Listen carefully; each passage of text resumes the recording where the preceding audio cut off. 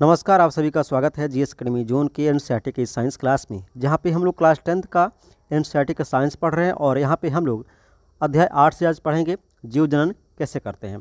इसके पहले जो भी क्लास हुई हैं उनका प्लेलिस्ट बना हुआ है, उस वीडियो को आप देख सकते हैं। और जो लोग भी क्लास कर रहे हैं आप साथ साथ नोट्स बनाते चलिए। नोट्स नहीं बना पा रहे हैं तो हमारे यहाँ से बिल्कुल कम कीमत पर ज्योग्राफी और साइंस का एनसीईआरटी नोट्स को बाई कर सकते हैं, जो आपके एग्जाम के लिए काफ़ी बेहतर है। वीडियो के डिस्क्रिप्शन में टेलीग्राम का लिंक दिया गया है, उसे ज्वाइन कर लीजिएगा। वहाँ पर भी कुछ नोट्स और अपडेट आते रहते हैं। तो चलिए इस अध्याय को शुरू करते हैं और जनन के बारे में पढ़ने का प्रयास करते हैं। जनन दरअसल दो तरह से होता है, एक होता है अलैंगिक जनन, दूसरा होता है लैंगिक जनन। अलैंगिक जनन दरअसल कुछ सूक्ष्म जीवों में होता है, जबकि लैंगिक जनन मानव में और कुछ जंतुओं में होता है। तो यहाँ पे मोस्टली हम बात करेंगे अलैंगिक जनन के बारे में। अब अलैंगिक जनन में केवल एक ही जीव के द्वारा ये जनन होती है, यहाँ पे मेल और फीमेल की आवश्यकता नहीं पड़ती है। और अलैंगिक जनन के अंतर्गत सबसे पहले हम बात करते हैं कुछ विधियाँ के बारे में। तो यहाँ पे हम बात करेंगे सबसे पहले विखंडन के बारे में, ठीक है। तो विखंडन दरअसल दो तरीके से होता है। एक होता है द्विखंडन, मतलब कि यहाँ पे जो जनन होता है वो दो भागों में टूट कर होता है, ठीक है। जैसे कि इसका एग्जाम्पल है अमीबा, लिस्मानिया और डोनामानी। यानी अमीबा, लिस्मानिया, डोनामानी कुछ ऐसे जीव हैं जिनमें विखंडन तो होता है लेकिन दो खंडों में टूटकर होता है, ठीक ना, और एक नए जीव का जन्म होता है। जबकि बहुखंडन में जो जीव होते हैं उनके कई भाग टूटकर नए जीव जन्म लेते हैं। और इसका एग्जाम्पल है प्लाज्मोडियम, ठीक है। इस बात को ध्यान रखिएगा। अब खंडन की बात करें तो खंडन का जो एग्जाम्पल है वह स्पाइरोगैरा, इसे याद रखिएगा। और स्पाइरोगैरा दरअसल ये बहुकोशिकीय जीव है और यूकैरियोटिक ये जीव होते हैं, ठीक है। अब हम बात करते हैं पुनरुद्भवन के बारे में, या इसी को पुनर्जनन बोलते हैं। इसका मतलब यह है कि कुछ जीव ऐसे होते हैं जो जन्म के बाद उनके शरीर के कुछ अंग कट जाने के बाद फिर वह पुनः वह अंग बन जाते हैं, ठीक ना। जैसे इसका एग्जाम्पल है प्लेनेरिया, स्टारफिश और छिपकली। आपने अपने घरों में छिपकली देखा होगा, कभी कभी छिपकली के जो पूँछ कट जाते हैं, देखे होंगे कि वह छिपकली का जो पूँछ है वह फिर से दोबारा वो बन जाते हैं। तो ऐसे जो ये जीव हैं इसी को पुनर्जनन या पुनरुद्भवन कहा जाता है, ठीक है। इस बात को ध्यान रखिएगा। मुकुलन में दरअसल मुकुलन की जो अलैंगिक जनन होता है इसमें ये हाइड्रा में और ईस्ट में होता है, और ईस्ट को कवक भी कहा जाता है। इस बात को ध्यान रखिएगा। अब यहाँ पे हम बात करते हैं कायिक प्रवर्धन के बारे में। अभी आप ध्यान रखिएगा कि ये जो कायिक प्रवर्धन यहाँ से TRE 3rd में क्वेश्चन पूछा जा चुका है, शायद जो एग्जाम कैंसिल हुआ था उसमें। तो कायिक प्रवर्धन में होता क्या है कि किसी भी पौधे के आप तना, जड़ या पत्ते के माध्यम से एक नए पौधे का जन्म होता है, ठीक है। जैसे इसका एक एग्जाम्पल देखा जाए तो गुलाब, मनी प्लांट, आलू, गन्ना, अदरक, ब्रायोफिल्म जिसे पत्थरचट्टा भी कहा जाता है, दहलिया, शकरकंद, ये इसके उदाहरण है कायिक प्रवर्धन के। अब कायिक प्रवर्धन में देखिए कुछ तना के माध्यम से होते हैं, जैसे कि गन्ना हो गया, गुलाब हो गया। अगर गुलाब के या गन्ने को अगर तने को आप काट के लगा देंगे तो वो फिर से नया पौधा जन्म ले लेगा, ठीक है। कुछ जड़ के माध्यम से भी होता है, ठीक है, और कुछ पत्ती के माध्यम से होता है। पत्ती में जैसे ब्रायोफिल्म के देखा जाए जो पत्थरचट्टा होता है, तो पत्थरचट्टे के पौधे को अगर उसका पत्ती तोड़ के अगर आप लगा देंगे तो उसके पत्ती में से भी एक नए पौधे का जन्म हो जाएगा, ठीक है। तो इसी को कायिक प्रवर्धन बोला जाता है, और यह जड़, तना और पत्ती तीनों के द्वारा होता है, ठीक है। बीजाणु समासंग के बारे में बात करें तो यह राइजोपस में होता है, इस बात को ध्यान रखिएगा। अब इसके बारे में कुछ और हम बातें कर लेते हैं। तो यहाँ पे ध्यान रखना कि एक बीज में प्रांकुर से तना का विकास होता है, जबकि मूलांकर से जड़ का विकास होता है। मान लीजिए कि आपने एक बीज को क्या किया, एक बीज को अपने मिट्टी में डाल दिया। तो मिट्टी में डालने के बाद क्या होगा कि यह बीज क्या होगा, यह अंकुरित होगा। अंकुरित होगा तो सबसे पहले कुछ जड़ बनते हैं और फिर क्या होता है इसमें से कुछ तना निकलता है, ठीक ना।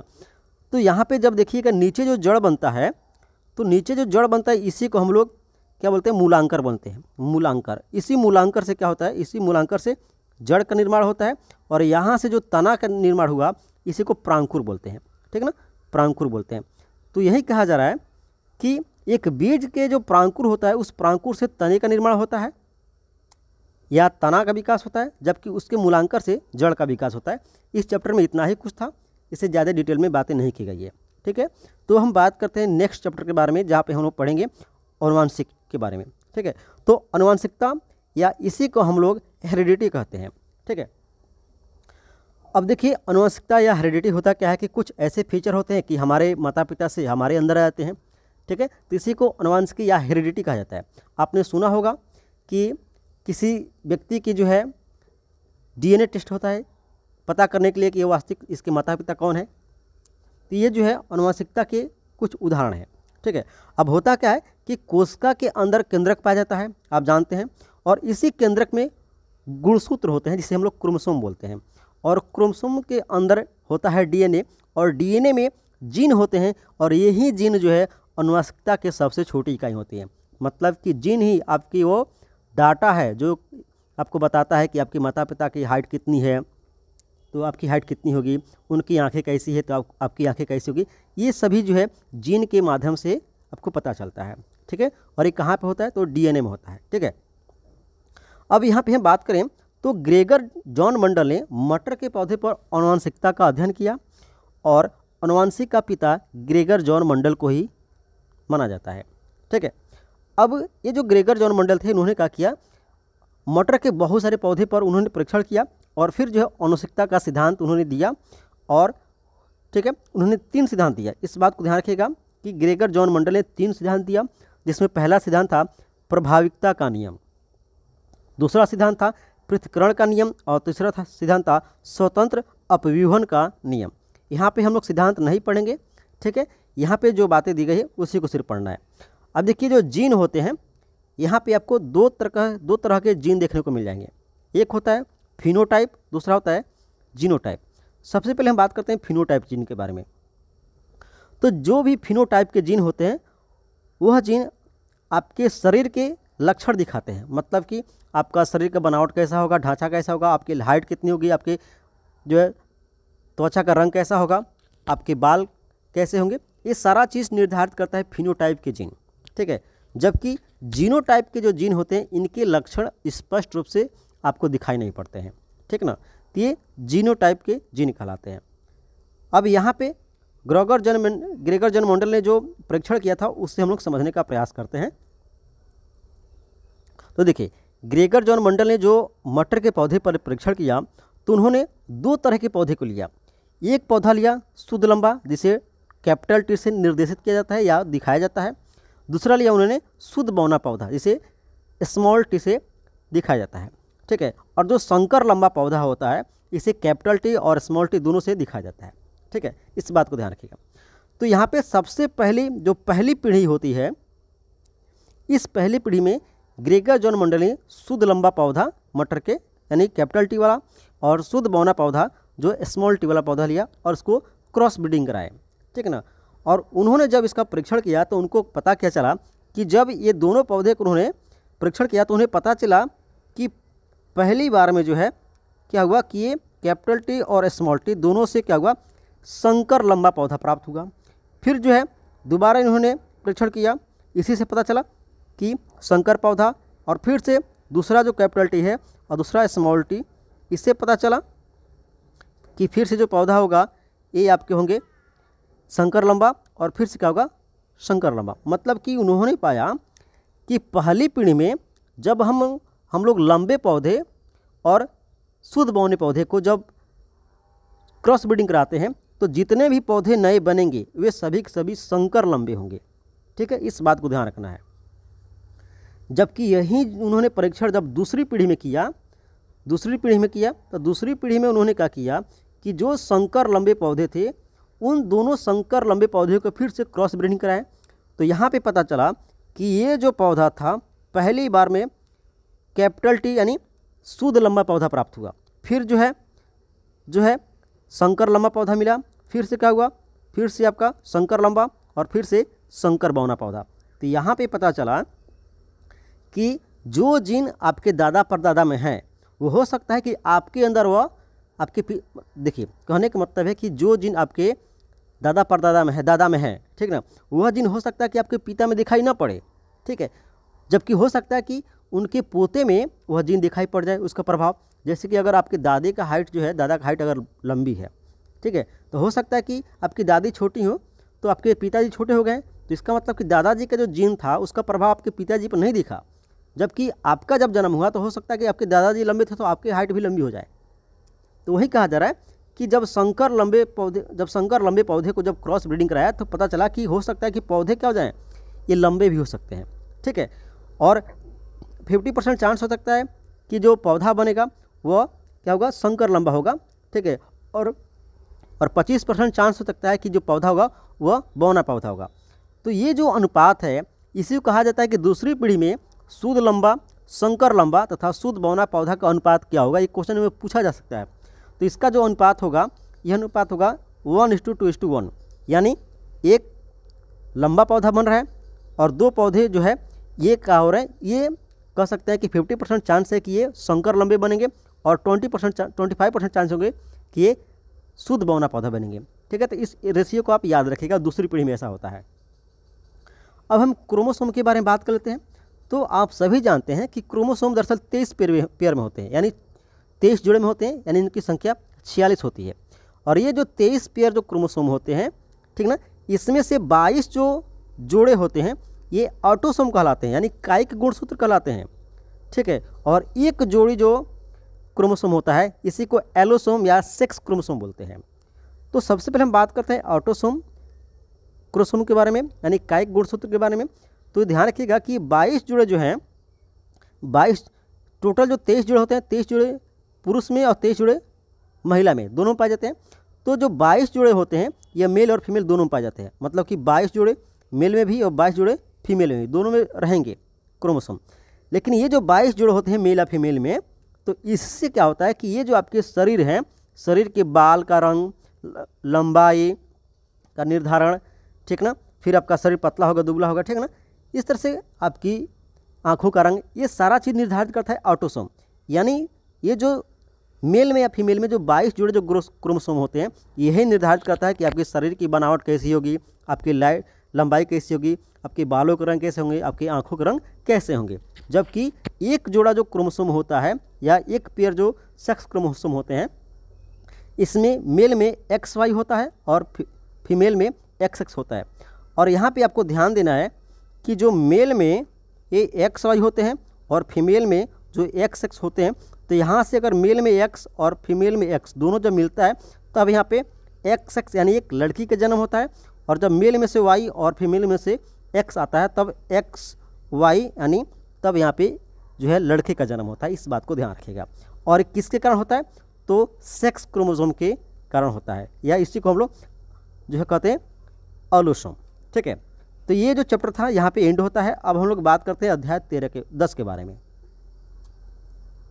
जहाँ पे हम लोग पढ़ने वाले हैं प्रवर्तन तथा अपवर्तन के बारे में। ठीक है, अब देखिए, प्रकाश का प्रवर्तन, अपवर्तन तथा विवर्तन के संबंध में तरंग की तरह व्यवहार करता है, जबकि प्रकाश वैद्युत प्रभाव के कण की भांति व्यवहार करता है। यानी यहाँ पे कहने का मतलब यह है कि प्रकाश अपवर्तन में, प्रवर्तन में और विवर्तन के संबंध में जो प्रकाश होता है वो तरंग की तरह व्यवहार करता है, यानी इसे तरंग कह सकते हैं।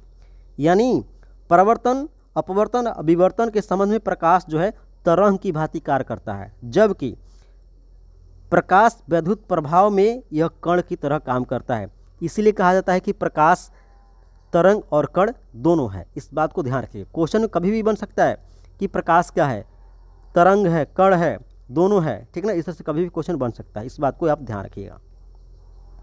अब यहाँ पे हम बात करते हैं विवर्तन के बारे में, यानी डिफ्रैक्शन के बारे में।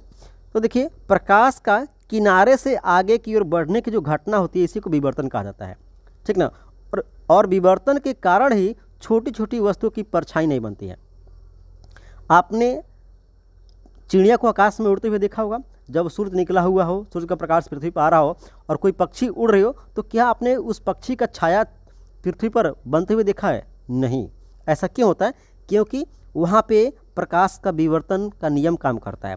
मतलब कि प्रकाश उस पक्षी के शरीर पे पड़ तो रहा है, लेकिन उसके जो है किनारे से वो बाहर निकल जाता है और फिर क्या होता है, वहाँ पे जो है पक्षी का छाया नहीं बनता है। यही कारण है कि इसी को प्रकाश का विवर्तन कहा जाता है। मतलब कि छोटी छोटी चीज़ों का जो है छाया नहीं बनता है, शेडो नहीं बनता। इस बात को ध्यान रखेगा।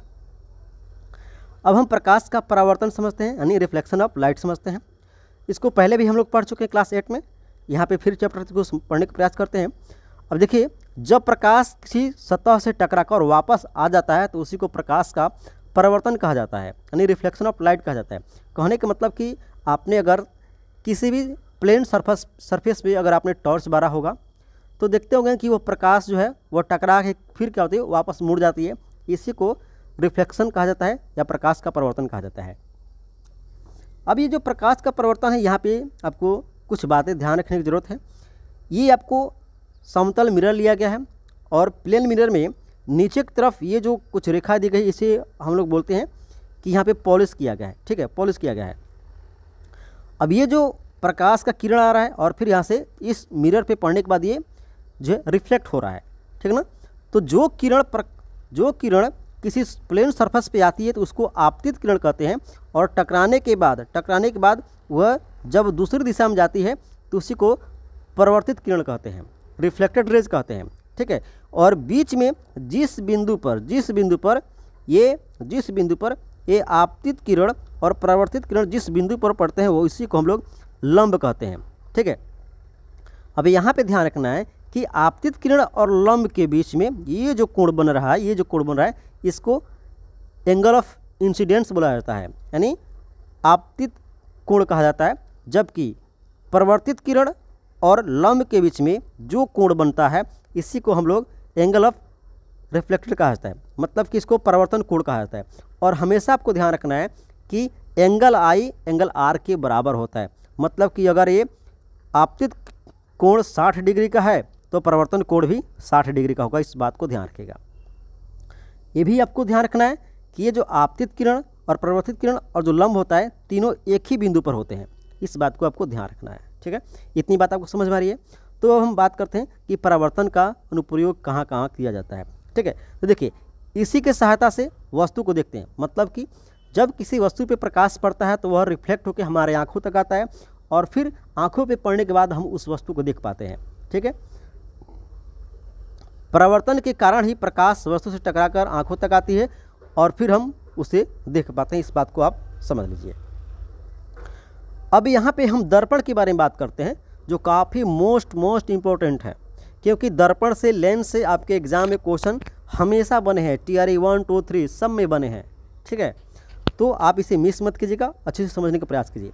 अब देखिए, दर्पण परावर्तन की घटना प्रकार करता है। आप जानते हैं कि अगर दर्पण पे हम लाइट मारेंगे तो वह रिफ्लेक्ट हो जाएगा। ठीक है, यानी परावर्तन की घटना पर काम कर रहा है। दर्पण पर सिल्वर नाइट्रेट AgNO3 की पॉलिश की जाती है। आपको कमेंट में बताना है कि सिल्वर नाइट्रेट के अलावा दर्पण पे किस किस चीज़ की और पॉलिश की जाती है। ऑलरेडी मैंने क्लास 8th में शायद पढ़ाया था, उसको आप कमेंट में जरूर बताइएगा कि सिल्वर नाइट्रेट के अलावा 2 ऐसे कौन से पदार्थ हैं जिसका समतल दर्पण की पॉलिश की जाती है। चलिए, अब हम दर्पण के बारे में बात कर लेते हैं।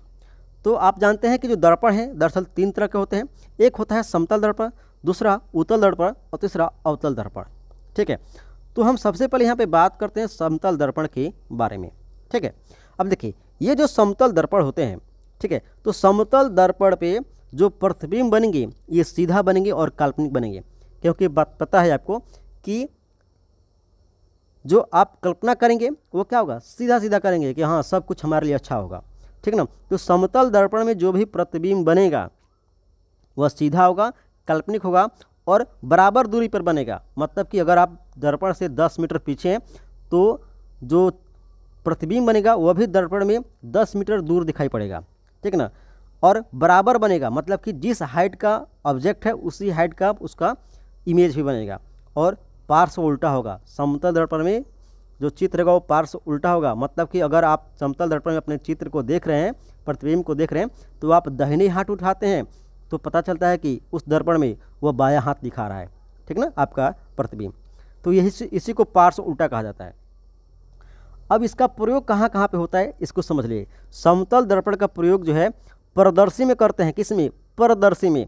और यहाँ पे 45 डिग्री पर समतल दर्पण को रखा जाता है। इस बात को ध्यान रखना। ठीक है, पारदर्शी में समतल दर्पण को 55 डिग्री पर रखा जाता है, जबकि बहुपारदर्शी में समतल दर्पण को 60 डिग्री पर रखा जाता है। इस बात को ध्यान रखिएगा।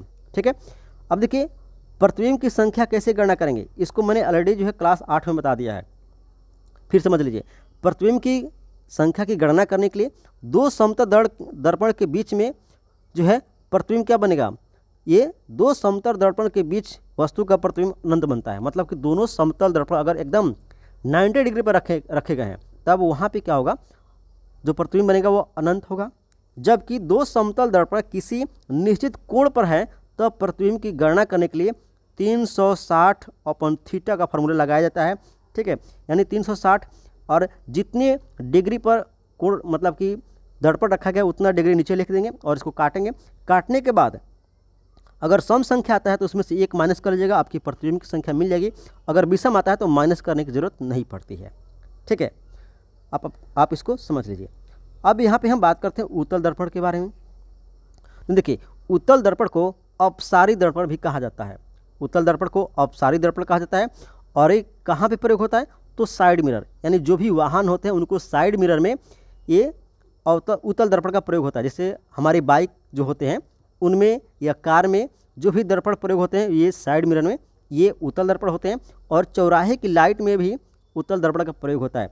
इन दो एग्जाम्पल को याद रखिएगा, साइड मिरर और चौराहे की लाइट, दोनों जगह पे उत्तल दर्पण का प्रयोग होता है। बाकी हर एक जगह अवतल दर्पण का प्रयोग होता है, इस बात को ध्यान रखिएगा। ठीक है, और प्रतिबिंब कैसा बनेगा, तो सीधा, काल्पनिक और हमेशा छोटा बनेगा, इस बात को ध्यान रखना। ठीक है, अब हम अवतल दर्पण के बारे में बात करते हैं। तो अवतल दर्पण को अभिसारित दर्पण भी कहा जाता है और बाकी सभी जगह पे इसका प्रयोग होता है। मतलब कि साइड मिरर और चौराहे की लाइट को छोड़कर जहाँ कहीं भी कह दे वहाँ पे हम लोग अवतल दर्पण लगा लेंगे आंसर। और यहाँ पे कुल 6 तरह के जो है प्रतिबिंब बनते हैं, 6 प्रकार से प्रतिबिंब बनते हैं। कैसे, तो ध्यान रखिएगा कि यहाँ पे जो वस्तु होंगे ये इन्फिनाइट पे होंगे, अनंत पे होंगे, फिर अनंत और सेंटर पे होंगे, सेंटर के बीच में, फिर आपका सेंटर पर होंगे, फिर सेंटर ऑफ फोकस के बीच में होंगे और फिर फोकस पे होंगे। ठीक है, और अब यहाँ पे ध्यान रखना है, इसको मैं जूम कर देता हूँ ताकि आपको अच्छे से समझ में आ जाए। यहाँ पे आपको ध्यान रखना है कि जब हम किसी वस्तु को अवतल दर्पण पे अनंत पर अगर कोई वस्तु है तो उसका जो इमेज बनेगा वो फोकस पे बनेगा।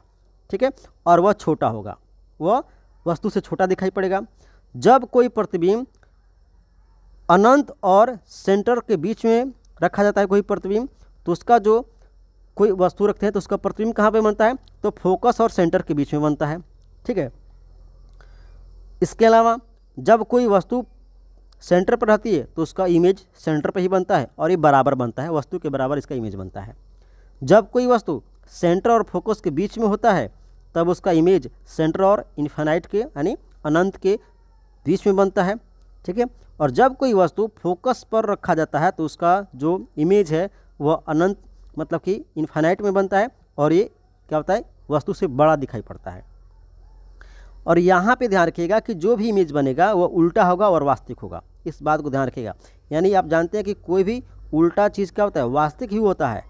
ठीक है, अब देखिए अपवाद यहाँ पे कुछ ध्यान रखना है कि जब फोकस और पी के बीच में वस्तु होने पर प्रतिबिंब सीधा, काल्पनिक, बड़ा और दर्पण के पीछे बनता है, इस बात को आपको ध्यान रखना है। ठीक है, अब यहाँ पे आपको क्या करना है, अब यहाँ पे लेंस के बारे में आपको ध्यान रखना है कि लेंस अपवर्तन की घटना पे कार्य करता है। यानी जो भी लेंस होता है वह किस घटना पे कार्य करता है, तो अपवर्तन की घटना पे कार्य करता है, इस बात को ध्यान रखना। ठीक है, जबकि दर्पण तो परावर्तन की घटना पे कार्य करता है, दोनों अलग अलग बातें हैं। अब हम रिफ्रैक्शन के यानी अपवर्तन के बारे में बात कर लेते हैं। ठीक है, अब देखिए यहाँ पे जब आप अपवर्तन के बारे में बात करेंगे तो आपको ये बात समझ में आएगी कि जब प्रकाश सघन से विरल में जाता है तो वहाँ पे अभिलंब से दूर जाता है। ठीक है, जैसे मान लीजिए कि ये जो है ये कोई वस्तु है और ये अभिलंब है। ठीक है, ये अभिलंब है तो प्रकाश से आ रहा है।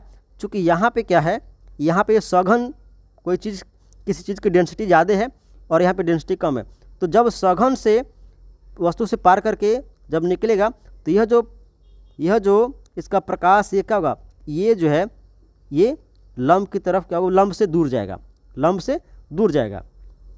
जबकि विरल में क्या होगा कि विरल से जब सघन की तरफ प्रकाश जाता है तब अभिलंब के पास आता है। जैसे मान लीजिए कि यहाँ पे कुछ नहीं है, विरल है, तो यहाँ से जब प्रकाश आएगा तो इस अभिलंब की तरफ झुक जाएगा, ठीक है, यानी अभिलंब के पास आता है, इस बात को ध्यान रखिएगा।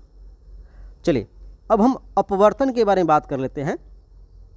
तो देखिए तारे का जो टिमटिमाना होता है ये अपवर्तन की घटना होती है, कि वास्तव में देखिए वास्तव में तारे टिमटिमाते नहीं हैं, ठीक है ना, जबकि अपवर्तन की घटना होती है तो हमें तारे टिमटिमाते हुए दिखाई पड़ते हैं, ठीक है। पानी में तैरती मछली का कुछ भाग दिखाई पड़ता है, मतलब कि जब पानी में जब मछली तैरती होती है तो क्या होता है, वो हमें कुछ ऊपर दिखाई पड़ती है, क्यों, अपवर्तन के कारण। पानी से भरे बाल्टी में सिक्का डालने पर सिक्का का ऊपर दिखाई पड़ना, अगर आप एक बाल्टी में पानी रख दिए हैं, ऊपर से सिक्का डालेंगे तो आपको लगेगा कि थोड़े ही पानी के अंदर सिक्का है, लेकिन जब आप हाथ डालेंगे तो पता चलेगा आपकी पूरी हाथ भीग गई। तो वहाँ पे क्या होता है, पानी चूँकि जो सिक्का होता है पानी में ऊपर दिखाई पड़ता है कि कम ही दूरी पर सिक्का है, जबकि वास्तव में ऐसा नहीं होता है, ये अपवर्तन की घटना है। पानी से भरे बाल्टी में छड़ या पेंसिल डालने पर क्या होता है, टेढ़ा दिखाई पड़ता है। अगर कोई बाल्टी है, इस बाल्टी में अगर पानी भरा हुआ है तो आप कोई छड़ डालेंगे तो आपको क्या पता चलेगा, जैसे मान लीजिए कि ये बाल्टी है, ये बाल्टी है, यहाँ पे पानी है, तो यहाँ पे जब छड़ डालेंगे तो पता चलेगा कि यहाँ से टेढ़ा दिखाई पड़ रहा है, क्यों, क्योंकि यहाँ पे अपवर्तन की घटना कार्य कर रही है, ठीक है ना। सूर्योदय या सूर्यास्त के समय सूर्य का बड़ा दिखाई पड़ना, ये भी अपवर्तन की घटना है। आप देखते हैं जब सूर्योदय होता है या सूर्यास्त होता है तो सूर्य जो है एक्चुअल जो है मतलब कि दिन की अपेक्षा काफ़ी बड़ा दिखाई पड़ता है, ठीक ना, तो ये भी अपवर्तन की घटना है। अब हम लेंस के बारे में बात कर लेते हैं। तो आप जानते हैं कि लेंस दरअसल दो तरह के होते हैं, एक होता है उत्तल लेंस जिसे अभिसारी लेंस भी कहा जाता है, दूसरा होता है अवतल लेंस, इसी को अपसारी लेंस कहा जाता है। और यहाँ पे ध्यान रखना है कि जो अपसारी लेंस या अवतल लेंस होते हैं यहाँ पे प्रतिबिंब सीधा, काल्पनिक और छोटा बनता है, ठीक है, जबकि उत्तल लेंस में जो कंडीशन बनते हैं वो अवतल दर्पण की तरह बनते हैं। आपको याद रखना है कि अवतल दर्पण का फीचर उत्तल लेंस से मैच करता है, ठीक है, और अवतल दर्पण का जो फीचर होगा वह, एक मिनट माफ़ी चाहूँगा, यहाँ पे आपको ध्यान रखना है कि अवतल दर्पण का फीचर उत्तल लेंस से और उत्तल दर्पण का फीचर अवतल लेंस से मैच करता है। तो यहाँ पे हम बात करते हैं कि जो अवतल दर्पण है, उत्तल जो लेंस है, उत्तल लेंस में अगर कोई वस्तु फोकस पर है, इन्फानाइट पे रखा गया है, तो उसका जो है जो इमेज बनेगा ये फोकस 2 पे बनेगा और छोटा बनेगा। अगर इन्फानाइट और जो फोकस ये इस पे रखा जाएगा तो यहाँ पे बनेगा, ठीक ना, मैंने फोकस और F2 और 2F2 के बीच में बनेगा। जबकि अगर कोई वस्तु जो है 2F1 पर फोकस 1 पे और फोकस 1 पे रखा जाएगा, उसका चित्र फोकस 2 पे बनेगा। जबकि वही वस्तु है, अगर किसी वस्तु को फोकस 1 और फोकस देखिए 2F1 और F1 के बीच में रखा जाएगा तो उसका प्रतिबिंब कहाँ पे बनेगा, 2F2 और इन्फानाइट के बीच में बनेगा। जबकि फोकस 1 पे जब कोई प्रतिबिंब रखा जाएगा तो माफ़ी चाहूँगा, तो उसका जो इमेज है वो इन्फानाइट पे बनेगा और बड़ा बनेगा, ठीक है, इस बात को आप ध्यान रखिएगा।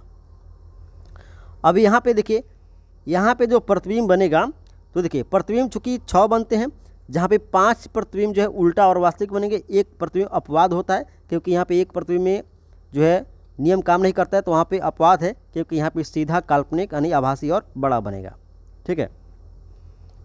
अब यहाँ पे कुछ ये दिया गया है, ये आपको पढ़ने की ज़रूरत नहीं है, ठीक है। अब यहाँ पे इसको आप ध्यान रखिएगा कि निगेटिव जो होते हैं मिरर में, ये निगेटिव और पॉजिटिव होते हैं मिरर में, आपको ध्यान रखना है।